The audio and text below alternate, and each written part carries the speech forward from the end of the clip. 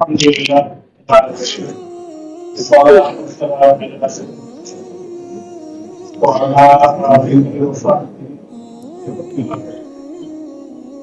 ما بعد معزز حضور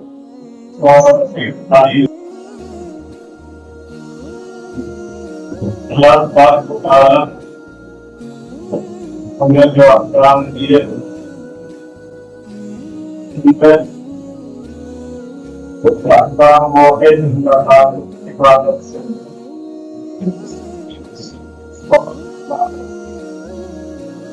ذاتی طور پر ہو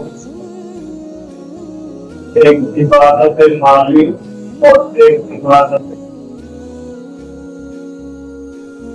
سے بدل نہیں کرتے جیسے نماز روزہ ہے عبادت مالی قربانی اور ہر عبادت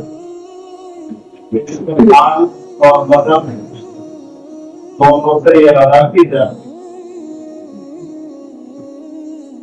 عبادت مالی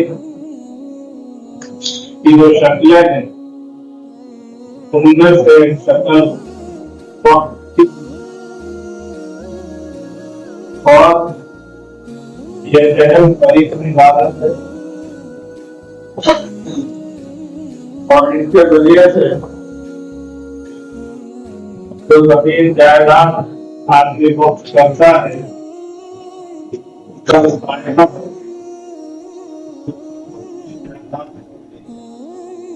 کرنے والے کو ثواب ملتا ہے اور دنیا سے چلا جاتا ہے لیکن اس کا جو ثواب ہے اسے ملتا ہے وقت کی جو جائیدادیں ہوتی ہیں ان میں مسجد بھی ہے مدرسے بھی ہیں خانقاہیں بھی ہیں پروگرام بھی ہیں اور اسی طرح سے باغات بھی ہوتے ہیں باغ کی زمینیں بھی ہوتی ہیں کسی اور دوسرے مقصد میں استعمال ہونے والی زمینیں بھی ہوتی ہیں اور وقف کرنے والا جس مقصد کے لیے اس زمین کو وقف کرتا ہے اسی مقصد کے لیے اس زمین کو استعمال کیا جاتا ہے اور اس کا جو فائدہ ہے وہ لوگوں کو پہنچتا ہے ہمارا جو ملک ہے اس میں اوقاف کی جو زمینیں اس کی بہت بڑی تعداد اور کی وجہ سے ہمارا جو ملک کا قانون ہے اس کے اعتبار میں بھی وقف کرنے کی بھی وقت کے استعمال کی بھی ان کے تحفظ کی بھی ان سب چیزوں کی ضمانت ہونا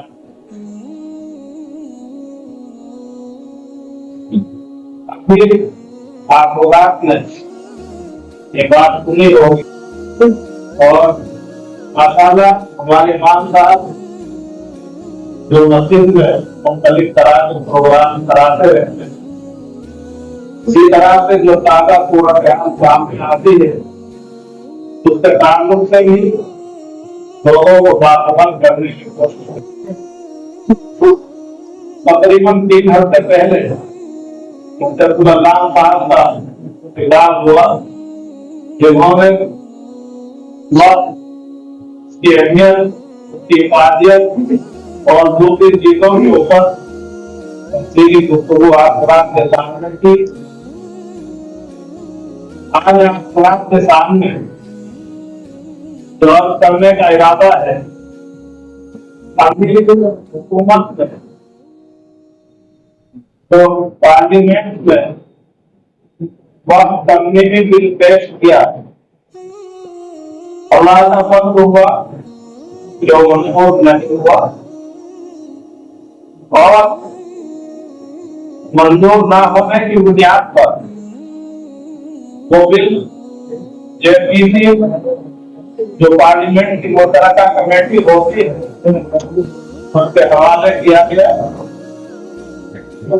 अब ये जो कमेटी है तो इसमें मुख्तलिफ तबकात से राय मांगी गई है।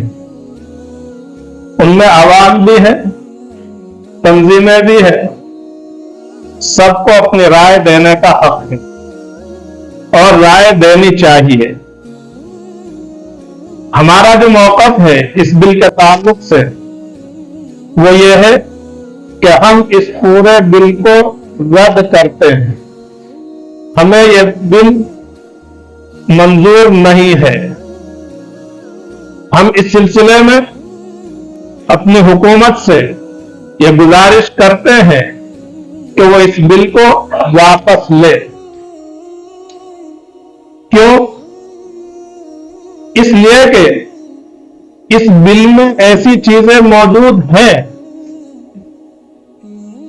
कि जिनकी वजह से औकाफ जो है ना सिर्फ ये कि जिनके लिए उनको वक्फ किया गया है वो उसके फायदों से महरूम हो, बल्कि औकाफ ही ना रहे और वो किसी दूसरी शक्ल में तब्दील हो जाए। तो ये जो सूरत हाल है इसकी वजह से हम ये चाहते हैं कि हुकूमत इस बिल को वापस ले और इसे रद्द कर दे। इस बिल के अंदर जो चीजें मौजूद हैं उनमें से एक ये भी है कि औकाफ के ताल्लुक से अगर कोई तनाज़ा और झगड़ा पैदा होता है तो उसे ट्रिब्यूनल में पेश किया जाता है। अब तक इसके जो अरकान थे वो 3 होते थे। उन 3 में से एक ऐसा शख्स होता था कानून और ज़ाब्ते के मुताबिक जो फ़िक़्ह और उसूल फ़िक़्ह से बाखबर हो और उसका माहिर। क्यों? इसलिए कि वक्त के जो मसाइल हैं वो फ़िक़्ह में मौजूद हैं, उसूल फ़िक़्ह से उनका ताल्लुक है। तो जाहिर सी बात है कि जो फ़िक़्ह और उसूल फ़िक़्ह का माहिर होगा वही औकाफ के सिलसिले में शरई सही तरीके पर रहनुमाई कर सकेगा। लेकिन ये जो बिल है इस बिल में इस शख्स को निकाल दिया गया है और अब कोई फ़िक़्ह या उसूल फ़िक़्ह का माहिर इस ट्रिब्यूनल में नहीं होगा, बल्कि 2 ही आदमी होंगे। तो ऐसी सूरत में जब उन 2 के पास मामला पहुंचेगा और वो औकाफ के सिलसिले में शरई कवानीन से वाकिफ नहीं होंगे तो जाहिर सी बात है कि ऐसी सूरत में शरीयत के मुताबिक सही फैसला देने की उनसे उम्मीद नहीं की जा सकती। तो एक चीज तो ये मौजूद है इसमें। इसी तरीके से इसकी जो कमेटी होगी उसमें 11 अफराद में से 4 मुसलमान होंगे, बाकी जो 7 होंगे इनका मुसलमान होना जरूरी नहीं है। लिहाजा वो मुसलमान भी हो सकते हैं, गैर मुस्लिम भी हो सकते हैं। इसी तरीके से उस कमेटी का जो चेयरमैन होगा उसके लिए भी जरूरी नहीं कि वो मुसलमान हो, बल्कि वो मुसलमान भी हो सकता है और गैर मुस्लिम भी हो सकता है। जाहिर सी बात है कि जिस कमेटी की सूरत हाल ये हो कि उसके 11 अफराद हैं और उनका चेयरमैन भी गैर मुस्लिम हो सकता है और बाकी 10 अरकान में से 6 अरकान गैर मुस्लिम हो सकते हैं, तो ऐसी सूरत में इन 4 के बजाय 7 अफराद की राय के मुताबिक कमेटी जो है वो फैसला कर सकती है। और ऐसी सूरत में भी इस बात का खदशा है कि औकाफ का जो मकसद है वो पूरा ना हो, इसी तरीके से औकाफ महफूज ना रह सके। کیونکہ کمیٹی اس کے سلسلے میں بااختیار ہوگی. اور یہ بات بھی ہے کہ کسی اور مذہب کے ماننے والے جو لوگ ہیں ان کے جو اس طرح کے ادارے ہیں ان میں صرف اس مذہب کے جو ماننے والے لوگ ہوتے ہیں وہی کمیٹی میں ہوتے ہیں, کسی اور مذہب کا ماننے والا اس کمیٹی میں نہیں ہوتا ہے. تو جب سب کے سلسلے میں معاملہ ہے تو اب یہ جو مسلم اوقاف ہیں ان کے تعلق سے اس طرح کی جو یہ صورتحال ہے ہم اس سے متفق نہیں ہیں. اسی طریقے سے اوقاف کی جو چیزیں ہیں, جائیدادیں ہیں, وہ کچھ تو ایسی ہیں جن کا وقف بورڈ میں ریکارڈ محفوظ ہے, کچھ ایسی ہیں کہ جن کا وقف بورڈ کے یہاں اندراج نہیں ہے لیکن وہ وقف ہے. عملی طور پر وقف کا جو کام ہے وہ ان میں ہو رہا ہے. کچھ جائیدادیں ایسی بھی ہیں کہ جن کو زبانی طور پر صرف وقف کیا گیا ہے. یہ جو یہ قانونی بل اب پیش کیا گیا ہے اس میں استعمال وہ اوقاف جن کا وقف بورڈ میں اندراج نہیں ہے اور وقف کے طریقے پر وہ استعمال ہو رہی ہیں یا صرف زبانی ان کو وقف کیا گیا ہے, ایسی جتنی بھی اوقاف کی چیزیں ہیں وہ وقف کے دائرے سے خارج ہو سکتی ہیں. ان کے اوپر تنازعات شروع ہو سکتے ہیں, ان کے تعلق سے معاملات کورٹ میں پہنچ سکتے ہیں اور کورٹ میں پہنچنے کے بعد پھر وہ جو جائیدادیں ہوں گی ان کے اوپر یہ حکم لگایا جا سکتا ہے کہ جب تک تحقیق اور تفتیش نہ ہو اس وقت تک ان جائیدادوں کو ایسے ہی رہنے دیا جائے. اس تحقیق اور تفتیش میں کتنا وقت لگے گا اس کی کوئی مدت مقرر نہیں کی گئی. مثال کے طور پر ہماری یہ مسجد ہے, مسجد سب جانتے ہیں کہ وقف ہوتی ہے, کوئی بھی مسجد ہو وہ وقف ہوتی ہے, کسی کی اپنی ذاتی ملک نہیں ہوتی, اور جب تک وہ ذاتی ملک ہے تو وہ شرعی مسجد نہیں ہوتی. وہ نماز پڑھنے کی جگہ تو کہیں جا سکتی ہے لیکن وہ شرعی مسجد نہیں ہوتی. تو جتنی بھی مساجد ہیں وہ سب کی سب کیا ہے, وقف ہے. اب اگر ہماری یہ مسجد وقف ہے اور وقف کو جیسے استعمال کیا جاتا ہے اس طریقے سے استعمال یہ ہو رہی ہے لیکن وقف بورڈ میں اس کا اندراج نہیں ہے, تو پھر ایسی صورت میں یہ جو موجودہ بل ہے اس کی روح سے اس کے اوپر اگر کوئی اعتراض کر دے اور کورٹ میں معاملہ پہنچ جائے تو کورٹ اس بات کا حکم دے سکتا ہے کہ جب تک تحقیق اور تفتیش ہو اس مسجد کو بند کر دیا جائے, یہاں کوئی نماز ادا نہ کی جائے.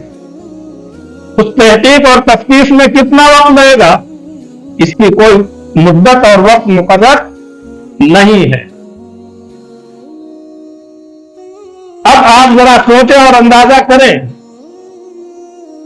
کہ اس بل کے ذریعے سے ہماری کتنی مسجدیں, کتنے مدارس, کتنی خانقاہیں, کتنے قبرستان اور کتنی وقف کی ہوئی جائیدادیں ہوں گی جو اس کی زد میں آ کر کے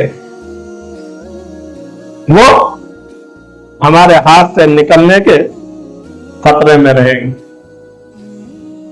تو ایسا جو بل ہے کیا ہم اسے منظور کریں؟ نہیں کر سکتے ہیں. اور وقت کی جو چیزیں ہیں وہ آدمی کی ملکیت سے نکل کر کے اللہ تعالیٰ کی ملکیت میں پہنچ جاتی ہے اور وقت کی چیزوں کے تعلق سے نہ کسی کو بیچنے کا اختیار ہوتا ہے، نہ خریدنے کا اختیار ہوتا ہے، نہ انہیں ہبہ اور تحفے میں دینے کا اختیار. تو ایسی صورت میں ہم اپنے اختیار سے نہ کسی مسجد کو، نہ کسی مدرسے کو، نہ کسی خانقاہ کو، نہ کسی ایسے ادارے کو جو وقت کے دائرے میں آتا ہے، اور نہ کسی ایسی جائیداد کو جو وقت کے دائرے میں آتی ہے، ہم اپنے اختیار سے نہیں دے سکتے. اب یہ بل اسی طرح کی چیزوں کے لیے پیش کیا گیا، اور یہ جو آپ سے عرض کی ہے یہ 2-3 مثالیں ہیں، ورنہ ایسی بے شمار اور چیزیں اس بل کے اندر موجود ہیں جس کی وجہ سے یہ کہا جا رہا ہے کہ ہمیں اس کی کچھ شکوں میں تبدیلی یا انہیں نکالنا یہ مطلوب نہیں ہے، بلکہ ہم اس پورے کے پورے بل کو رد کرتے ہیں. یہ جو کمیٹی ہے، اس کمیٹی نے ہم سے رائے مانگی ہے، تو اب یہاں پر ہماری یہ ذمہ داری بنتی ہے کہ ہم جو اس مسجد میں بیٹھ کر کے کہہ رہے ہیں کہ ایسا کام، ایسا بل اور قانون ہمیں منظور نہیں ہے، تو یہ بات ہم اس کمیٹی تک پہنچائیں، یہ بھی ہماری ذمہ داری. یہاں اگر کسی کے ذہن میں یہ بات آتی ہے کہ ہم رائے بھی دے دیں، پھر بھی ہماری رائے نہ مانی جائے اور یہ بل رد نہ ہو، تو ہماری رائے کے دینے کا کیا فائدہ؟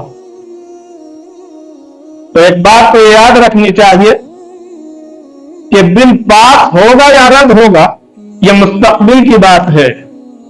اس کا جو علم ہے وہ اللہ کو ہے، ہمیں نہیں. تو اس لیے بل رد نہ ہو، اس لیے ہم رائے نہ دیں. یہ بات اپنے ذہن میں رکھ کر کے رائے دینے سے گریز نہیں کرنا چاہیے. جہاں یہ بات ہے کہ بل رد نہ ہو، وہاں یہ بات بھی تو ہے کہ رد ہو جائے. تو جب دونوں ہی طرح کی امکانی شکل ہے تو پھر ایسی صورت میں ہمیں اسی کو اختیار کرنا چاہیے جس میں ہماری مساجد کا، مدارس کا تمام اوقات کا تحفظ ہے. اسی طرح سے ایک بات یہ بھی ذہن میں رکھنی چاہیے، اور یہ جو بات ہے یہ صرف اس بل کے تعلق سے نہیں بلکہ ہر معاملے میں اس بات کو ذہن میں رکھنا چاہیے اور اسی کے مطابق اپنے عمل کو جاری رکھنا چاہیے. وہ بات یہ ہے کہ ایک ہے عمل اور ایک ہے اس کا نتیجہ. ایک ہے عمل اور ایک ہے اس کا نتیجہ. ہم جو مکلف ہیں وہ عمل کرنے کے مکلف ہیں. ہمیں جو پابند بنایا گیا ہے وہ عمل کرنے کا پابند بنایا گیا ہے، نتیجے کا ہمیں مکلف نہیں بنایا گیا. اسے واضح طور سے اس طرح سے سمجھ سکتے ہیں، اللہ تبارک و تعالیٰ نے حضور اکرم صلی اللہ علیہ وسلم کو تمام انسانوں کے لیے رسول اور پیغمبر بنا کر کے بھیجا ہے. آپ کی ذمہ داری اللہ کا پیغام اللہ کے بندوں تک پہنچا دینا ہے. اس پیغام کے بھیجنے کا مقصد یہ ہے کہ تمام کے تمام انسان اسے قبول کر لیں، یہ اس کا مقصد ہے. لیکن ذمہ داری کیا ہے؟ اللہ کے پیغام کو پہنچا دینا ہے، سب سے منوانا یہ ذمہ داری نہیں ہے. اللہ تبارک و تعالیٰ نے حضور صلی اللہ علیہ وسلم سے فرمایا اِنَّكَ لَا تَهْدِي مَنْ أَحْبَبْتَ وَلَٰكِنَّ اللَّهَ يَهْدِي مَن يَشَاءُ.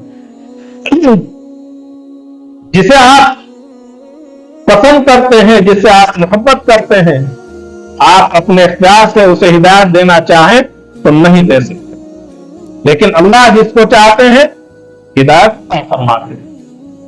تو ایک تو ہے اللہ کے پیغام کا پہنچانا اور ایک ہے اس کا نتیجہ اسے قبول کرنا. تو حضور صلی اللہ علیہ وسلم کی ذمہ داری اللہ کے پیغام کو پہنچانا ہے، اسے منوانا آپ علیہ السلام کی ذمہ داری نہیں. اسی طریقے سے ہمیں جن کاموں کا مکلف بنایا جائے، پابند کیا جائے، ہماری ذمہ داری یہ ہے کہ ہم اس کام کو انجام دیں۔ اس کا نتیجہ یہ ہوگا تو ہم ایسا کریں، یہ ہوگا تو یہ نہ کریں، اس فکر میں ہم نہ پڑیں۔ اور چونکہ ہم جتنے کے مکلف ہیں اتنا کرنا ہماری ذمہ داری ہے۔ یہ جیسے میں عرض کر رہا ہوں، اللہ کے نیک بندوں نے ایسے حالات میں کہ جہاں واقعی نتیجہ جو ہے وہ نہیں میں تھا، پھر بھی ان سے جو کوشش ہوئی انہوں نے کی۔ جیسے حضرت شیخ الہند رحمۃ اللہ علیہ جب مالٹا کی جیل میں قید تھے تو وہاں جمعے کے دن آپ کا یہ معمول رہتا تھا کہ جیسے اپنے گھر میں رہتے ہوئے جمعے کی تیاری کرتے، ویسے ہی وہاں مالٹا کی جیل میں بھی تیاری کرتے۔ اور جب جمعے کی اذان کا وقت ہوتا تو اس وقت میں اللہ کی طرف سے قرآن کریم میں یہ ہدایت ہے کہ خرید و فروخت جو ہے اسے چھوڑ دیا جائے اور اللہ کے ذکر نماز کے لیے دوڑا جائے۔ تو جس جگہ حضرت رہتے تھے جیل میں، اس جگہ سے مصلی لے کر کے تیار ہو کر کے نکلتے اور دروازے تک پہنچتے، لیکن دربان آپ کو وہاں سے واپس کر دیا جاتا تھا۔ کچھ ہفتے گزرنے کے بعد دربان نے آپ سے کہا بھی کہ حضرت آپ کو معلوم ہے کہ آپ کو جمعے کی نماز پڑھنے کے لیے جانے کی اجازت نہیں ہوگی، یہاں سے آپ کو واپس کر دیا جائے گا، تو جمعے کی نماز پڑھنا جو مقصد ہے وہ آپ کا پورا نہیں ہو سکتا، تو پھر یہاں تک ہی کیوں آتے ہیں؟ تو حضرت نے یہی جواب دیا کہ میرے لیے یہ حکم ہے کہ جمعے کی اذان ہو تو نماز کے لیے دوڑو۔ میں اس حکم کی تعمیل میں نکلتا اور چلتا ہوں، جہاں تک میں جا سکتا ہوں وہ میرے اختیار میں، تو اس لیے جتنا میرے اختیار میں وہ میں کر لیتا ہوں، اور میں اس کے اوپر اللہ سے یہ امید رکھتا ہوں کہ کل قیامت کے دن جمعے کی نماز نہ پڑھنے کا گناہ گار انشاءاللہ نہیں ہوں گا اور اللہ مجھ سے اس کا مواخذہ نہیں فرمائے۔ اسی طرح سے ایک دوسرے ملک کے ایک اللہ والے جیل میں قید تھے اور وہ بیڑیوں میں جکڑے ہوئے تھے، ان کا معمول بھی جمعے کے دن یہی رہتا۔ ان کے تعلق سے یہ بھی لکھا ہے کہ جب وہ اپنی جگہ سے اور دروازے تک پہنچتے، اتنا پہنچنے میں وہ زخمی ہو جاتے ان بیڑیوں کی وجہ سے، لیکن اپنے سے جہاں تک کوشش ہو سکی وہ کی، اس میں کمی نہیں کی۔ تو اس لیے ہم جو مکلف ہیں کہیں گے کہ ہمیں جو کہا جائے ہم اسے کر لیں، نتیجے کے ہم مکلف نہیں ہیں، اس لیے اپنی جو ذمہ داری ہے اسے پورا کریں۔ اور اللہ تعالیٰ اپنے فضل و کرم سے اس میں کامیابی عطا فرمائے اور یہ بل رد ہو، اور اللہ کی ذات سے امید ہے کہ انشاءاللہ رد ہوگا، واپس ہوگا، تو پھر ایسی صورت میں انشاءاللہ ہر وہ فرد جو کہہ رہا ہے، سن رہا ہے، اور اسی طریقے سے اس سلسلے میں جو کوشش کر سکتا ہے وہ کر رہا ہے، تو اللہ کی ذات سے اس بات کی امید ہے کہ میدان محشر میں ان لوگوں کی فہرست میں انشاءاللہ نام ہوگا جو ان اوقات کے تحفظ میں اپنے کردار کو ادا کرنے والے ہوں، ان مساجد کی حفاظت کرنے والوں میں، مدارس کی حفاظت کرنے والوں میں، خانقاہوں کی حفاظت کرنے والوں میں، قبرستانوں کی حفاظت کرنے والوں میں، عیدگاہوں کی حفاظت کرنے والوں میں، اور دوسرے اوقات کی حفاظت کرنے والوں میں انشاءاللہ ان کا نام ہو۔ ایک آدمی جو ایک مسجد میں حصہ لیتا ہے، اس کی تعمیر کرنے میں، اس کے بنانے میں، حضور صلی اللہ علیہ وسلم نے یہ بات بتائی کہ اللہ تبارک و تعالیٰ اس کے لیے جنت میں محل بناتے ہیں۔ تو ایک مسجد میں حصہ لینے کا اللہ یہ اجر عطا فرماتے ہیں، تو ہمارے ملک بھر کے جتنے اوقاف ہیں ان کے تحفظ میں، ان کی حفاظت میں ہمارا نام آئے گا، تو آخرت میں انشاءاللہ جب اس کا اجر ملے گا تو معلوم ہوگا کہ اس ایک چھوٹے سے عمل سے جو 1 मिनट का भी अमल नहीं है, इसका कितना बड़ा अजर है। वो अमल क्या है? आज इंडिया मुस्लिम पर्सनल बोर्ड ने QR कोड भी तैयार किया है और इसी तरीके से लिंक भी तैयार किया है। QR कोड इमाम साहब ने मस्जिद के जो बाहर दरवाजे हैं उनके ऊपर लगवा दिया है, तो हर आदमी निकलते हुए, आते हुए, जाते हुए इस QR कोड को स्कैन करे और अपनी राय भेज दे।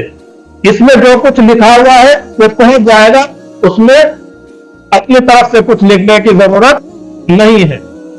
लिंक का जो मजमून है उस मजमून में आखिर में अपना जो नाम है वो लिखने की जरूरत है, बाकी पूरा मजमून लिखा हुआ है।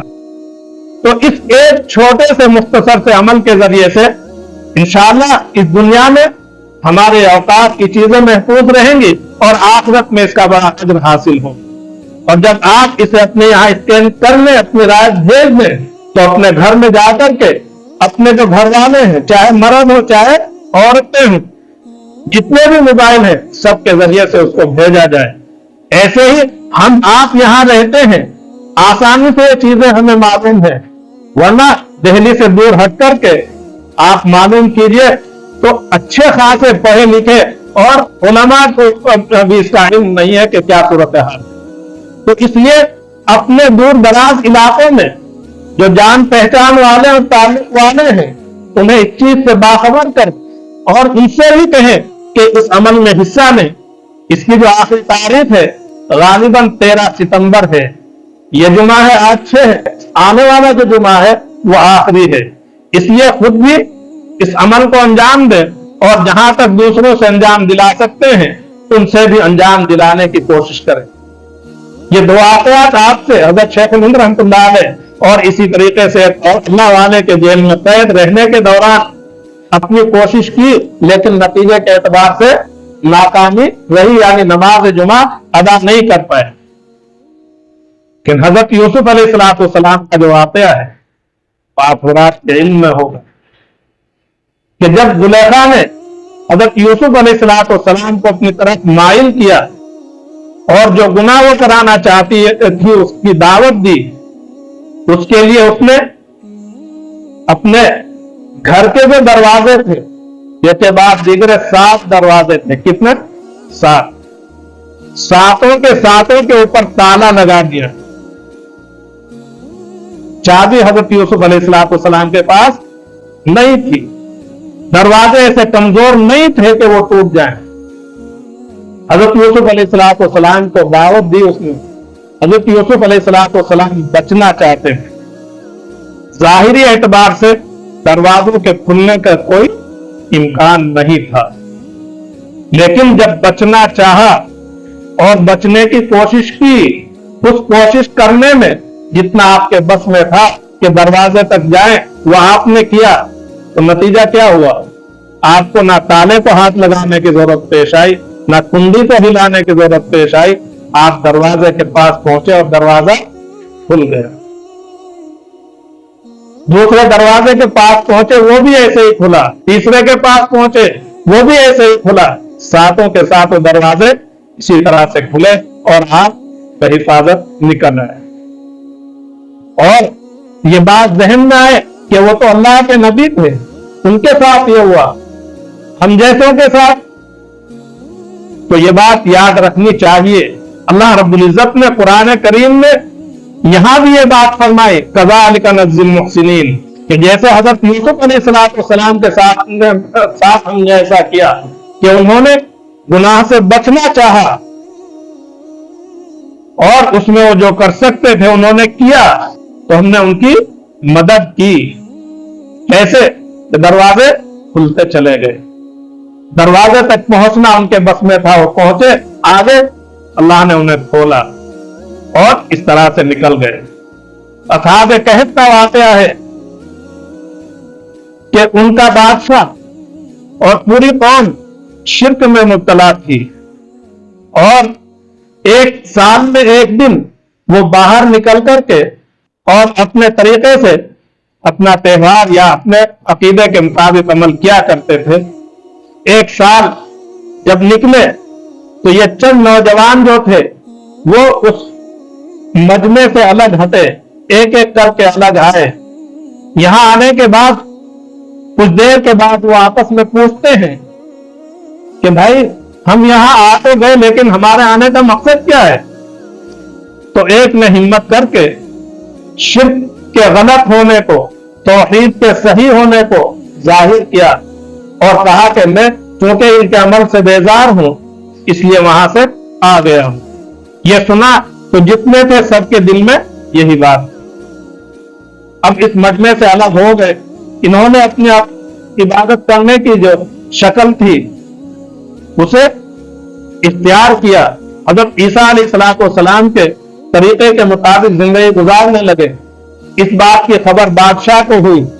बादशाह ने इन नौजवानों को बुलाया और जब बुलाया तो बादशाह के सामने भी इन्होंने बगैर किसी झिझक और हिचकिचाहट के जो सही बात थी उसको बता दिया कि आपका जो ये तरीका है ये गलत है, हम तौहीद के ऊपर कायम हैं।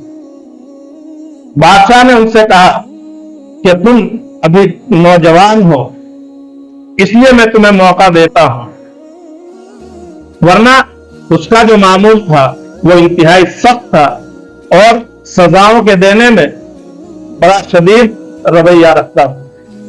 लेकिन इन नौजवानों को उसने कहा कि मैं तुम्हें एक हफ्ते का मौका देता हूं, तुम सोच लेना, समझ लेना। और ये सब के सब शाही खानदान से ताल्लुक रखते थे। इनका जो शाही लिबास था वो करवा दिया गया। यहां से जब ये हटते हैं अब क्या करते हैं? सूरह कहफ में अल्लाह तबारक व तआला ने इनकी दुआ को जिक्र किया, रब्बना आतिना मिन लदुनका रहमा व हय्यि लना मिन अमरिना रशदा।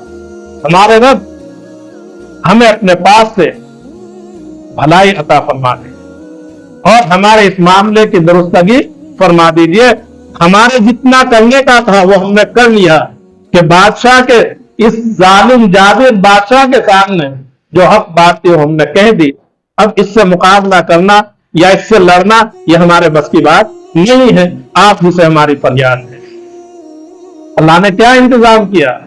ये गार में पहुंचते हैं, आराम करते हैं और सो जाते हैं। कितने दिन सोते हैं? एक दिन, 2 दिन, महीना नहीं, 300 साल। कितने सोते हैं? 300 साल। और इन 300 साल में ना इनके कपड़े मैले होते हैं, ना इनके बदन के ऊपर कोई निशान पड़ता है और सब हशास बशास हो गए। जब उठते हैं तो आपस में पूछते भी हैं कि हमें सोए हुए कितने दिन तक देर हुई है? तो कहते हैं कि 1 दिन या उससे भी कम। और भूख का एहसास होता है तो खाने के लिए देर। तो अब ये कह लो कि अल्लाह रब्बुल इज्जत जब रास्ता निकालते हैं तो उनके लिए कोई मुश्किल नहीं है। इसलिए मुश्किल हालात को देख करके नाउम्मीद नहीं होना चाहिए। हाँ, अपनी जो जिम्मेदारी है उसे निभाना चाहिए। अल्लाह तबारक व तआला मुझे भी तौफीक दे, आपको भी तौफीक दे और हर किस्म की मुश्किल और परेशानी से हम सब की, पूरी उम्मत की, इंसानियत की हिफाजत फरमाए। व आखिर दावाना अल्हम्दुलिल्लाह।